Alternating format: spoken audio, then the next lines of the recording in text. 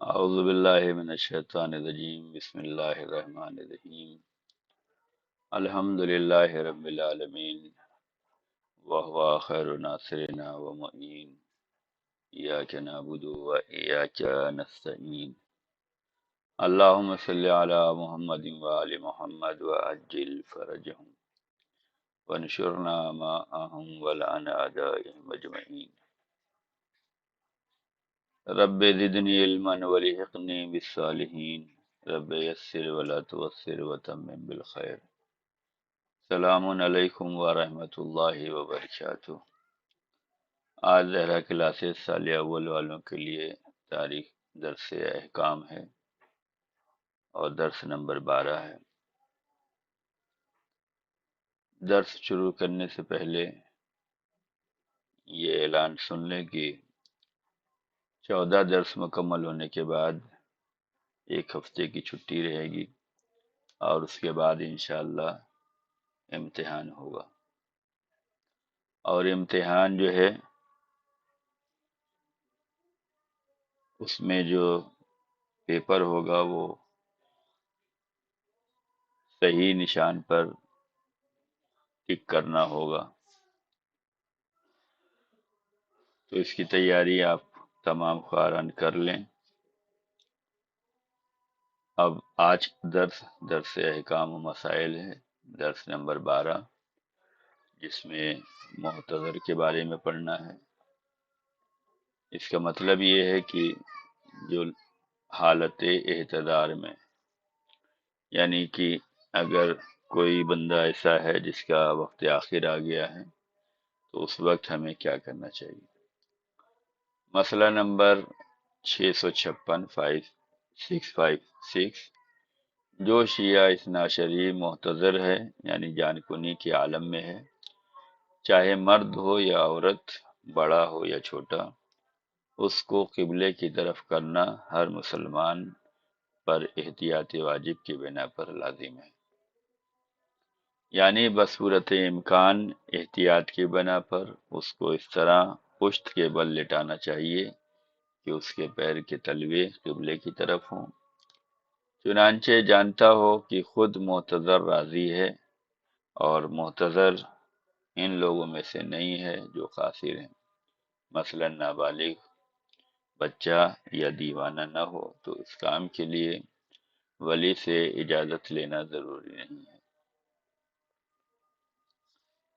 یعنی کہ جو مرنے والا ہے وہ چاہے مرد ہو یا عورت ہو، بڑا ہو یا چھوٹا ہو، اس کو قبلے کی طرف کرنا ہر مسلمان پر واجب ہے جو وہاں پر موجود ہو،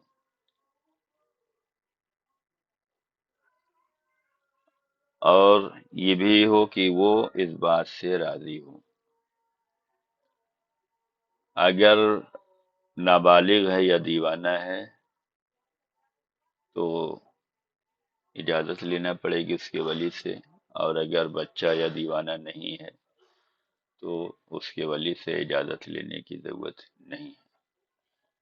اس کے علاوہ دوسری صورت میں ولی سے اجازت لینا احتیاط لازم کی بنا پر ہے، یعنی کہ اگر وہ خود بالغ ہے اور دیوانہ بھی نہیں ہے تو احتیاط واجب کی بنا پر اس کے ولی سے اجازت لینا چاہیے۔ مسئلہ نمبر 657 احتضار کی حالت میں خود معتذر پر قبلے کی طرف رخ کرنا واجب نہیں ہے، اگرچہ احتیاط مستحب یہ ہے کہ بصورت امکان معتذر اپنے کو قبلے کی طرف کر لے۔ جو انسان حالت اعتذار میں ہے تو اس کے اوپر خود واجب نہیں ہے، لیکن مستحب یہ ہے کہ بصورت امکان خود کو قبلے کی طرف کر لینا چاہیے۔ مسئلہ نمبر 658 بہتر ہے کہ جب تک میت کا غسل مکمل نہ ہوا ہو، میت کو اس طرح جو مسئلہ نمبر 656 میں ذکر ہوا ہے قبلے کی طرف لٹائیں، اور غسل کے مکمل ہونے کے بعد بہتر ہے اس کو اس طرح لٹائیں جس طرح نماز جنازہ پڑھتے وقت لٹاتے ہیں، یعنی کہ جب تک غسل مکمل نہیں ہوا ہے اس کو جو ہے اس طریقے سے لٹالنا چاہیے کہ اس کا پیر قبلے کی طرف ہو، اور غسل مکمل ہونے کے بعد بہتر ہے اس کو اس طرح لٹائیں جس طرح نماز جنازہ پڑھتے وقت لٹاتے ہیں۔ نماز جنازہ پڑھتے وقت کیا ہوتا ہے کہ قبلہ رخ ہو کر نماز پڑھی جاتی ہے، دائیں سائڈ امام کے دائیں سائڈ جو نماز پڑھ رہا ہے، نماز میت پڑھ رہا ہے، نماز جنازہ پڑھ رہا ہے، اس کے دائیں جانب جو ہے وہ سر ہونا چاہیے اور اس کا رخ جو ہے قبلے کی طرف ہونا چاہیے، اس طریقے سے لیٹالنا چاہیے۔ یہ کب لیٹالنا ہے اس طریقے سے؟ غسل مکمل ہونے کے بعد۔ یہاں پر پہلا سوال یہ ہے کہ میت کو غسل سے پہلے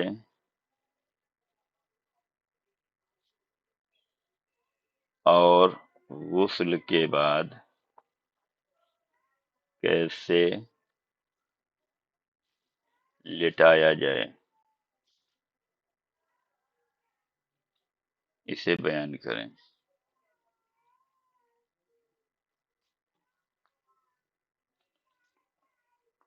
تو یہاں پر مسئلہ نمبر 658 میں یہ بیان کیا گیا ہے کہ جب تک میت کا غسل مکمل نہیں ہوا ہو، میت کو اس طرح لٹائیں کہ اس کا پیر کے تلوے جو ہے دونوں قبلہ رخ ہونا چاہیے، اور غسل مکمل ہونے کے بعد بہتر ہے کہ اس کو اس طرح لٹائیں جس طرح نماز جنازہ پڑھتے وقت لٹاتے ہیں۔ تو یہاں پر یہ پہلا سوال ہے کہ میت کو غسل سے پہلے اور غسل کے بعد کیسے لٹایا جائے، اسے بیان کریں۔ مسئلہ نمبر 659 659 مستحب ہے شہادتین 12 اماموں کا اقرار اور دوسرے عقائد حقہ اس کے سامنے جو جان کنی کے عالم میں ہو اس طرح تلقین کرے کہ سمجھ لے، اور مستحب ہے ان چیزوں کی مرتے وقت بھی تکرار کرے اور دعائے عدیلہ کا پڑھنا بھی مناسب ہے۔ یہاں پر یہ بیان کیا گیا ہے کہ مستحب ہے کہ جان کنی کے عالم میں شہادتین، یعنی اشہد ان لا الہ الا اللہ و اشہد ان محمد عبدہ و رسولہ، یہ اسے شہادتین کہتے ہیں، یعنی اللہ کی وحدانیت کی گواہی اور محمد رسول اللہ صلی اللہ علیہ وسلم کی رسالت کی گواہی دینا چاہیے۔ تو مستحب ہے کہ شہادتین اور 12 اماموں کا اقرار، 12 اماموں کا اقرار یعنی کہ پہلے امام حضرت علی علیہ السلام، دوسرے امام حسن علیہ السلام، تیسرے امام حسین علیہ السلام، اور امام حسین علیہ السلام کی نسل میں سے 9 امام ہیں، جن میں 11ویں نمبر پر امام حسن عسکری علیہ السلام ہیں، اور 12ویں نمبر پر امام زمان علیہ السلام ہے، جنہیں امام مہدی عجل اللہ تعالی فرج الشریف بھی کہتے ہیں۔ تو ان 12 اماموں کے نام کا اقرار بھی کرنا چاہیے۔ ان 12 اماموں کے نام کو اپنی زبان پہ جاری کرنا جو ہے یہ بہت زیادہ ثواب ہے۔ اس کے بارے میں جو ہے واقعات ملتے ہیں کہ اہل سنت کے مشہور و معروف عالم دین نے یہ فرمایا تھا کہ اگر کوئی اس سلسلے کو یعنی 12 امام کے ناموں کو کسی دیوانے پر پڑھ کر بھی دم کر دے تو وہ دیوانہ جو ہے دانا بن سکتا ہے۔ تو ہمیں چاہیے کہ ہم اس ناموں کا تذکرہ کرتے رہیں۔ تو مستحب ہے شہادتین کا پڑھنا، 12 اماموں کا اقرار کرنا، اور دوسرے عقائد حقہ۔ عقائد حقہ کا مطلب وہ عقائد جو بنیادی طور پہ ہیں، جیسے توحید خدا ہے، رسالت رسول خدا کا اقرار ہے، ائمہ معصومین کی ولایت اور عصمت کا اقرار ہے، جنت کے حق ہونے کا اقرار ہے، جہنم کے حق ہونے کا اقرار ہے، قیامت آنے والی ہے، حساب و کتاب ہوگا، جنت و جہنم برحق ہے، ان تمام چیزوں کا اقرار کرنا چاہیے۔ کس کے سامنے؟ جو جان کنی کے عالم میں ہے، اس کو ان چیزوں کی تلقین کرتے رہنا چاہیے کہ وہ پڑھے، اپنی زبان پہ جاری کرے، کلمہ شہادتین اپنی زبان پہ جاری کرے، 12 اماموں کے نام کو اپنی زبان پہ جاری کرے، اور وہ عقائد حقہ کو اپنی زبان پہ جاری کرے۔ اور مستحب ہے کہ ان چیزوں کی مرتے وقت بھی تکرار کرتے رہیں۔ یہ کسے کرنا ہے؟ وہ جو اس ٹائم حالت اعتدار میں جان کنی کے عالم میں جو ہے، جو وہاں پر موجود ہے، اسے بھی کرنا ہے، اور اس طرح کرے کہ یہ جو مرنے والا ہے یہ بھی اپنی زبان پہ یہ کلمات جاری کرے، وہ سمجھ لے کہ ہمیں کیا پڑھنا ہے، اور ان چیزوں کا مرتے وقت بھی اقرار کرتے رہنا چاہیے، جان کنی کے عالم میں بھی اور آخر وقت تک۔ اور یہاں پر میں آپ تمام خواہران کو یہ بھی یاد دلا دوں کہ رسول اللہ صلی اللہ علیہ وسلم کا زمانہ تھا، ایک جوان جو تھا لڑکا، اس کی روح نہیں نکل رہی تھی، بہت تڑپ رہا تھا۔ رسول اللہ صلی اللہ علیہ وسلم کو بلایا گیا کہ ایک نوجوان ہے جو جان کنی کے عالم میں ہے اور تڑپ رہا ہے، پریشان ہے، لیکن روح نہیں نکل رہی ہے۔ رسول اللہ صلی اللہ علیہ وسلم تشریف لائے اور اس کے سرہانے بیٹھے، اور بیٹھنے کے بعد جو ہے رسول اللہ صلی اللہ علیہ وسلم نے اس سے کہا کہ کلمہ پڑھو، لا الہ الا اللہ کو، اشہد ان لا الہ الا اللہ پڑھو، لیکن اس کی زبان نہیں چل پا رہی تھی، وہ کچھ نہیں پڑھ پا رہا تھا۔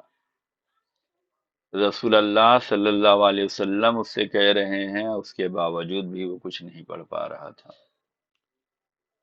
تو رسول اللہ صلی اللہ علیہ وسلم نے فرمایا کہ اس کی ماں کو بلاؤ، اور اس کے بعد اس کی ماں کو بلایا، اور اس کے بعد رسول اللہ نے فرمایا کہ ایسا لگتا ہے کہ تم اس سے ناراض ہو۔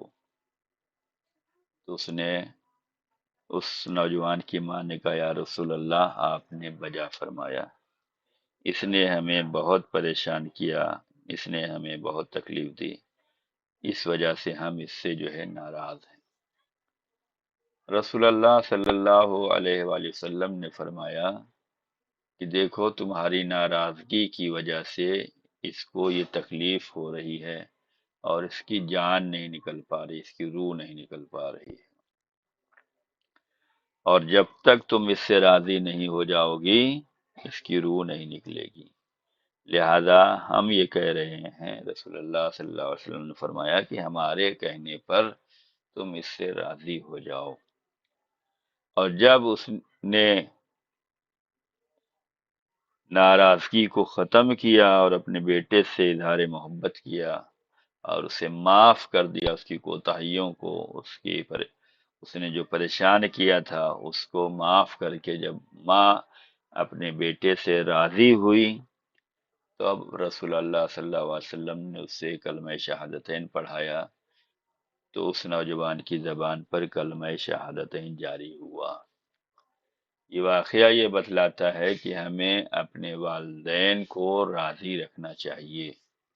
اگر ہمارے والدین ہم سے ناراض ہوں گے، اگر ہمارے والدین ہم سے خوش نہیں ہوں گے، تو ہمیں جو ہے تکلیفوں کا سامنا کرنا پڑ سکتا ہے۔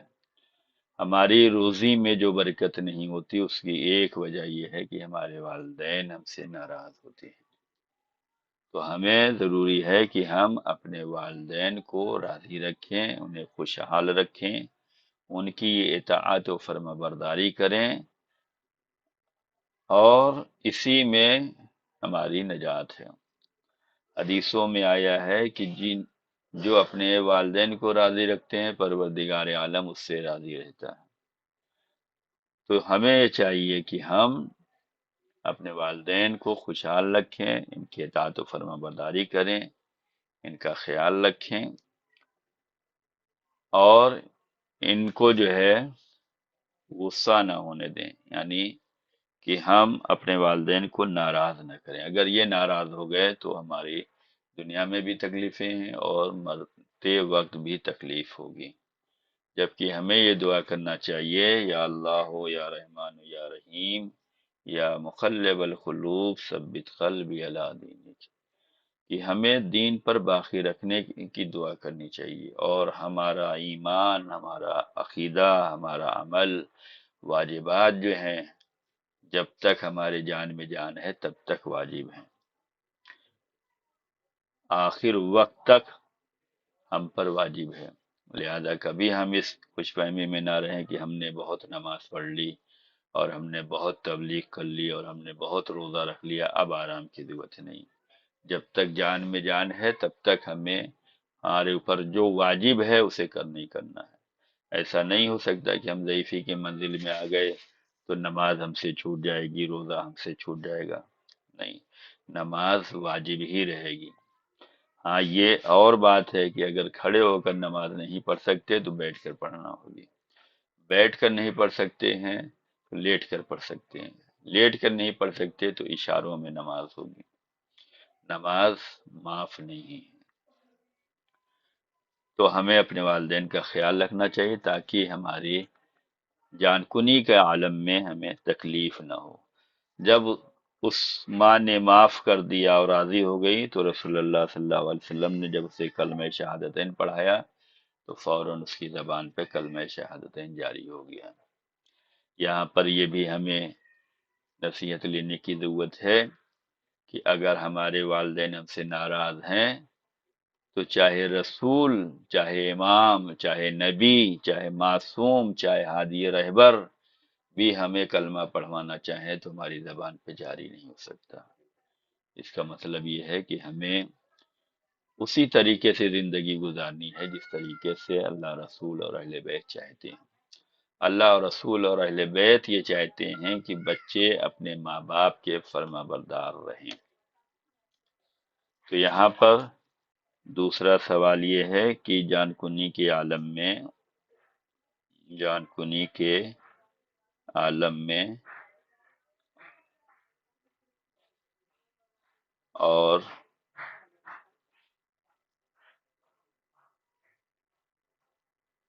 جو لوگ جان کنی کے عالم میں جو لوگ وہاں موجود ہوں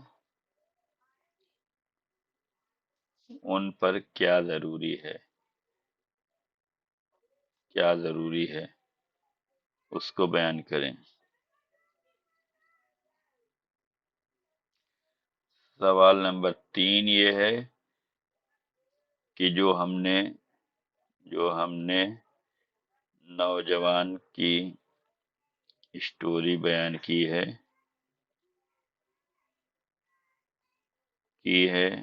اس سے کیا درس ملتا ہے اسے بھی بیان کرتے ہیں.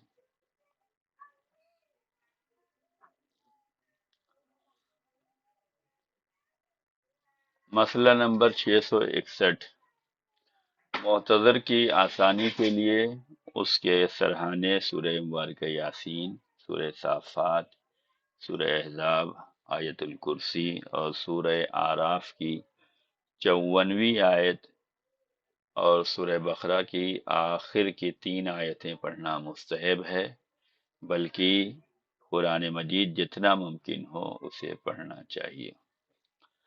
مسئلہ نمبر 662، مستحب ہے کہ جس کی جان سختی سے نکل رہی ہو، اگر میت کو اذیت نہ ہو تو جہاں پر وہ نماز پڑھتا تھا اسے وہاں لے جانا چاہیے. یہ جو ہے مستحب بیان کیا گیا ہے. کیا ہے مستحب؟ کہ جس کی جان سختی سے نکل رہی ہو، اگر اس کو اذیت نہ ہو تو اس کو وہاں لٹالنا چاہیے جہاں پر وہ نماز پڑھتا تھا. یعنی کہ ہم جو نماز پڑھتے ہیں یہ جگہ کی بڑی اہمیت بیان کی گئی ہے. چوتھا سوال یہ ہے کہ اگر جان کنی کا عالم سخت ہو تو کیا کریں؟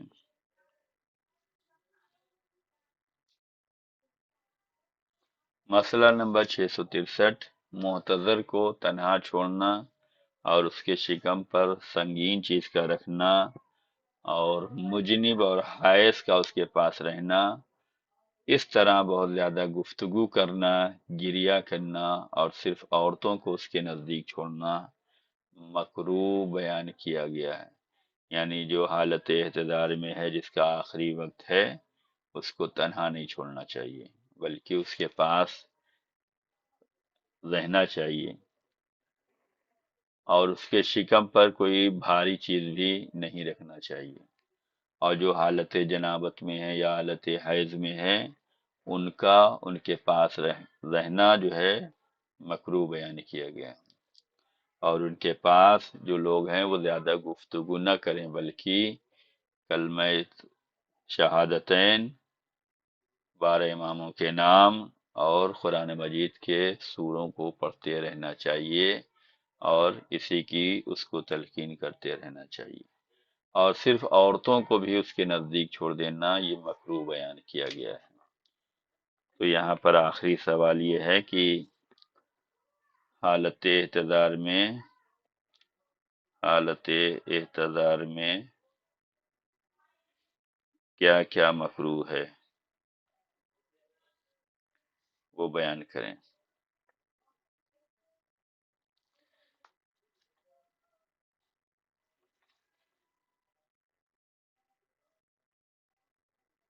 میت کے احکام یعنی غسل مسح میت۔ مسئلہ نمبر 643، اگر کوئی شخص مردہ انسان کے بدن کو مس کرے، یعنی اپنے بدن کے کسی حصے کو اس تک پہنچائے، تو 2 شرط کے ساتھ غسل مسح میت کرنا ضروری ہے۔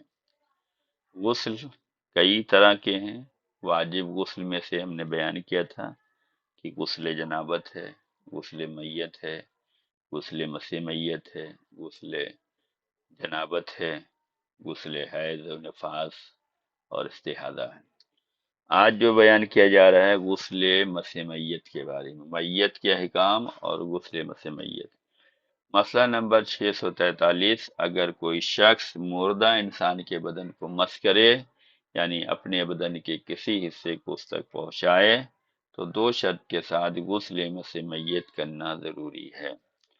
نمبر 1، الف، جب میت کا پورا بدن سرد ہو گیا ہو، یعنی کہ مرنے والا اس کا بدن اگر جو ہے گرم ہے تو اس وقت اگر چھوئیں گے تو غسل مسح میت واجب نہیں ہے، لیکن اگر اس کا بدن ٹھنڈا پڑ گیا ہے تو اب اگر ہم اسے چھوئیں گے تو ہمارے اوپر جو ہے غسل مسح میت واجب ہوگا۔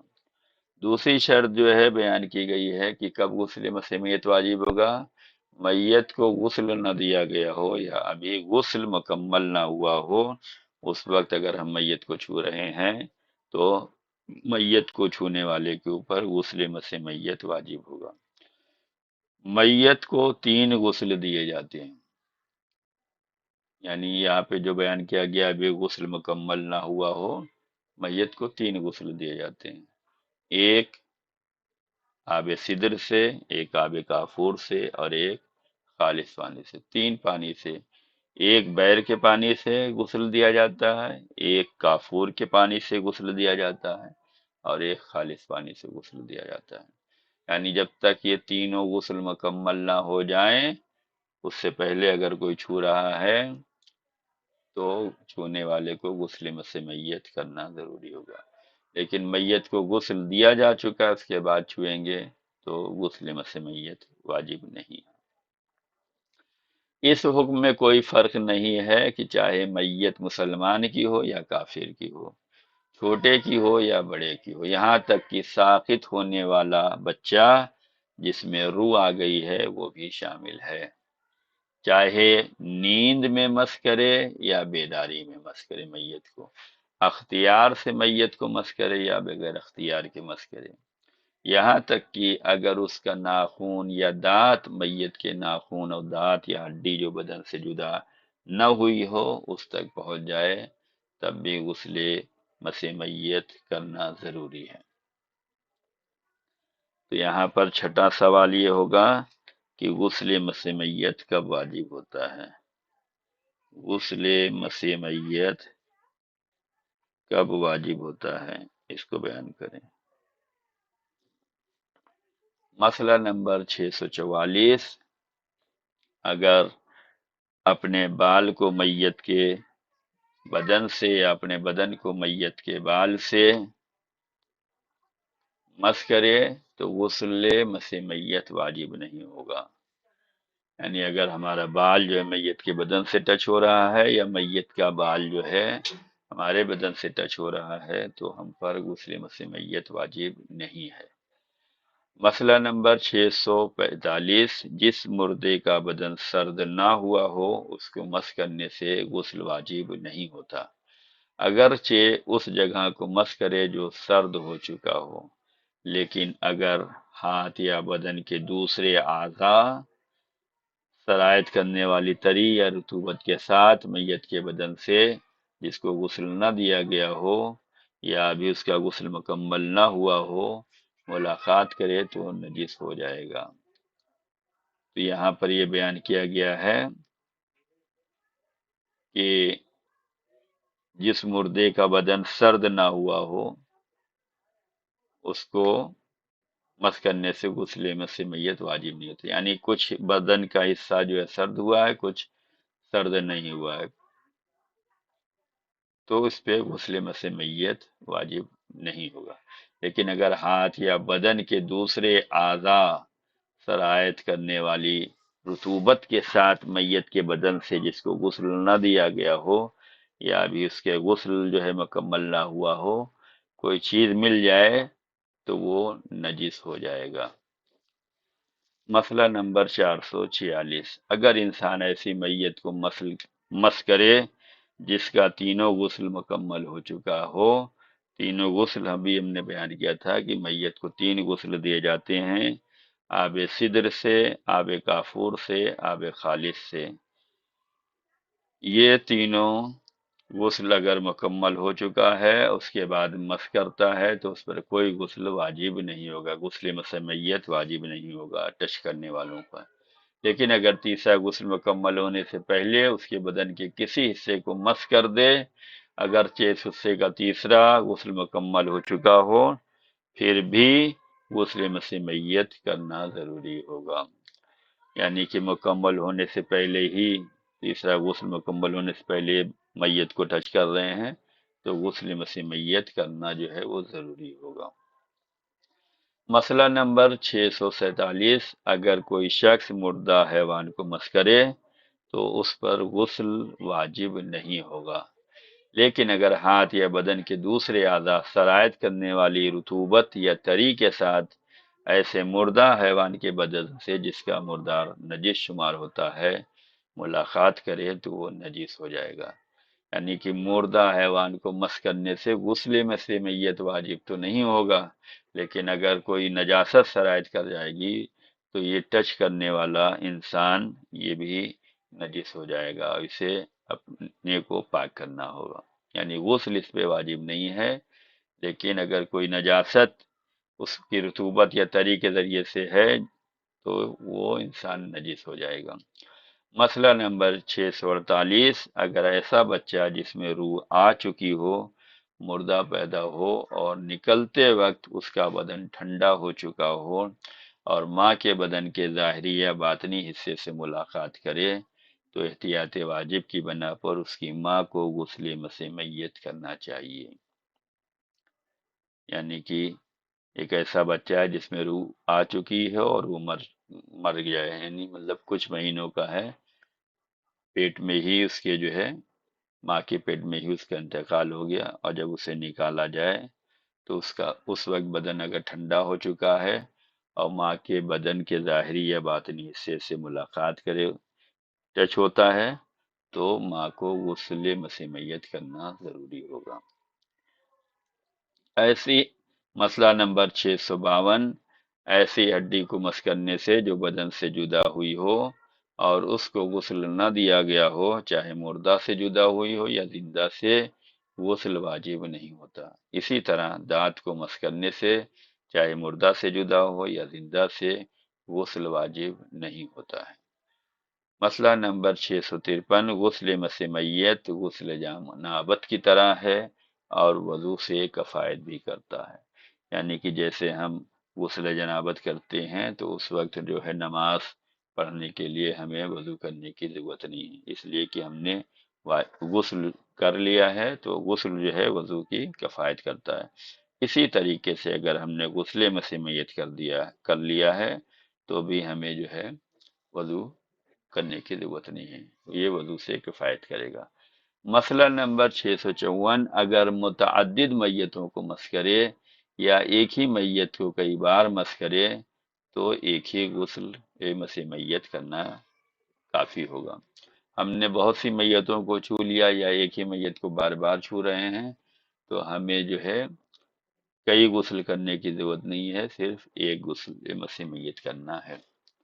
مسئلہ نمبر 655، جس نے میت کو مس کرنے کے بعد غسل نہ کیا ہو اس کے لیے مسجد میں ٹھہرنا، بیوی سے نزدیکی کرنا اور آیتوں کا پڑھنا جن میں سجدہ واجب ہے کوئی حرج نہیں رکھتا، لیکن نماز کے لیے اور قرآن کی آیتوں کو مس کرنے کے لیے اسے غسل مس میت کرنا ضروری ہے۔ یعنی جس نے میت کو مس کر دیا ہے اور ابھی اس نے غسل مس میت نہیں کیا ہے وہ مسجد میں ٹھہر سکتا ہے، بیوی سے نزدیکی کر سکتا ہے، آیتوں کو پڑھ سکتا ہے، اس میں کوئی حرج نہیں، لیکن نماز کے لیے اور قرآن کی آیتوں کو مس کرنے کے لیے اسے غسل مس میت کرنا ضروری ہے۔ تو یہاں پر جو ہے 7واں سوال یہ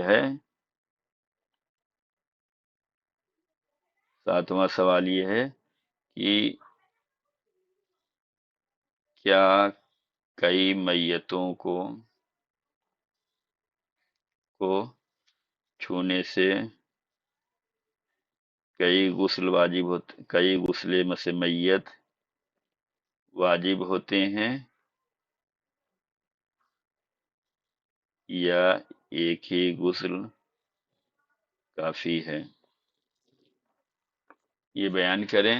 یہ رہا آج کا مختصر سا درس جو احکام شرعیہ کے بارے میں تھا۔